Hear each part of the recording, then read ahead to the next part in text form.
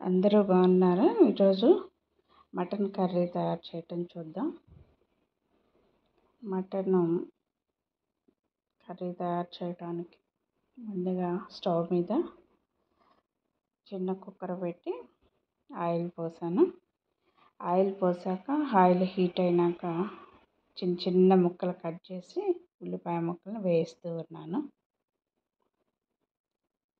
Mutton బాగా ఉడకాలంటే 4-5 whistles పెట్టాలి.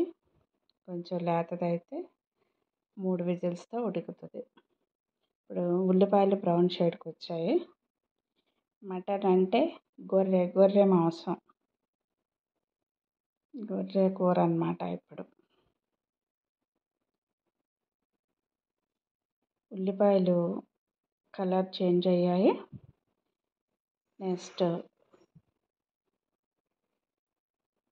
అల్లం చిన్నుల్లిపాయ పేస్ట్ వేస్తూ ఉన్నాను.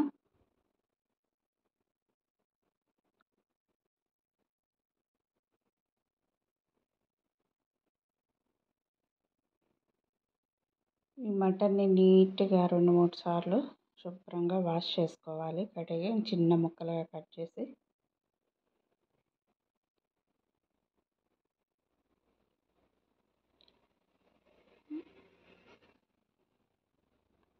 ఉల్లిపాయలు మంచిగా వేగుతూ ఉన్నాయి. ఉల్లిపాయలు వేగాక కొంచెం కరివేపాకు, 3 పచ్చిమిరపకాయలు వేసాను.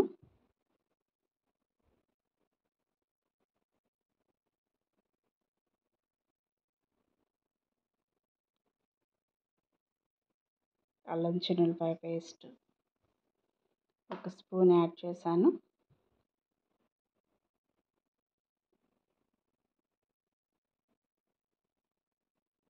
నెక్స్ట్ కరివేపాకు వేసి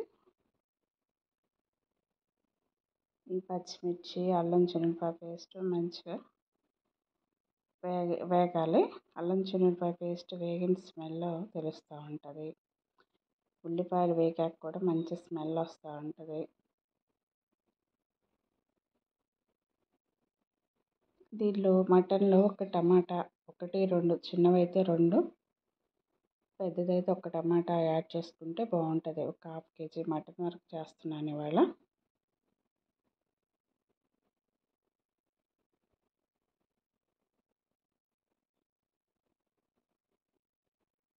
ఇవన్నీ ఈవెన్గా సమానంగా వేగాలి. వేగాక మంచిగా కడిగి నీళ్ళు కూడా శుభ్రంగా వచ్చేదాకా ఉంచి పెట్టాను. దాన్ని ఇప్పుడు యాడ్ చేస్తున్నాను.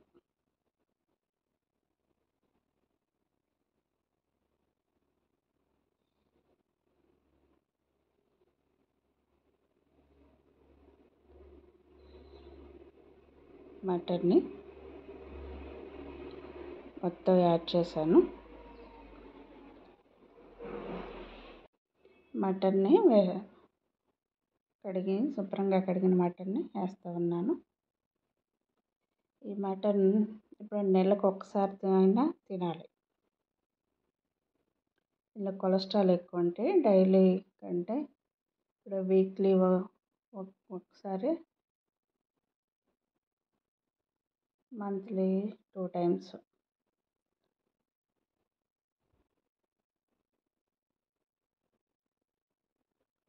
మొత్తం కలిసేలా కలిపాను.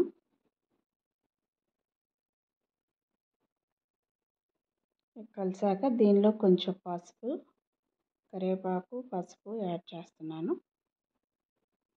ఇప్పుడు కరివేపాకు వేసాను. మళ్ళీ కొంచెం నెక్స్ట్ పసుపు యాడ్ చేస్తున్నాను. ఈ పసుపు వేసి కాసేపు మటన్ని వదిలేసేయాలి. వదిలేస్తే మటన్లో నుంచి వాటర్ రిలీజ్ అవుతుంది. ఆ వాటర్తో ఈ పసుపుతో మొత్తం నీట్గా సగం కుక్ అవుతుంది. సగం వరకు అవుతుంది. చికెన్ అయితే ఫాస్ట్గా కుక్ అవుతుంది. మటన్ చాలా లేట్గా కుక్ అవుతుంది. ఇది పసుపు కలిసేలా మొత్తం తిప్పుకోవాలి.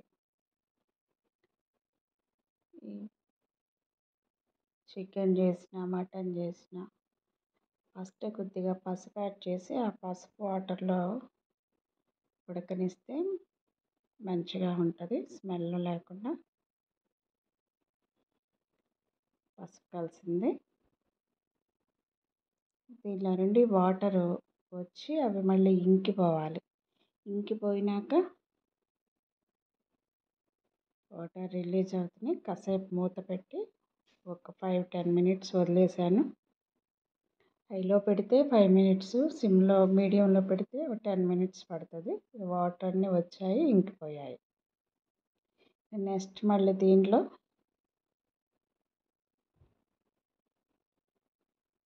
కొద్దిగా ఉప్పు, కారం, కళ్ళుప్పు వేసినా కూడా పర్లేదు.